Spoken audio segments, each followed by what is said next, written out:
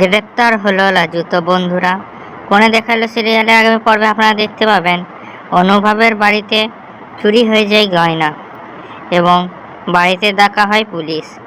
Police বাড়িতে আসলে বনলতা পুলিশকে বলে যে এই বাড়ির কেউ এই চুরি করেনি, এই কাজ কোনো বাইরের, যার ফলে সবার সন্দেহ যায় রাজুর ওপর।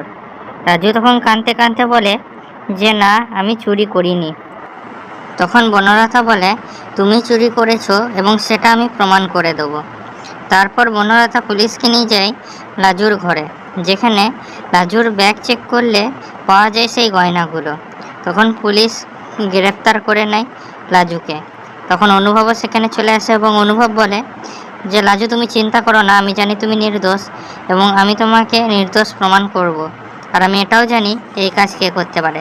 তো কী লাগছে বন্ধুরা, রাজুকে কি নির্দোষ প্রমাণ করতে পারবে অনুভব? বলুন আমাদের কমেন্টে। আমাদের ভিডিওটা লাইক করুন, আমাদের চ্যানেলটা সাবস্ক্রাইব করুন এরকম আরও আপডেটসের জন্য।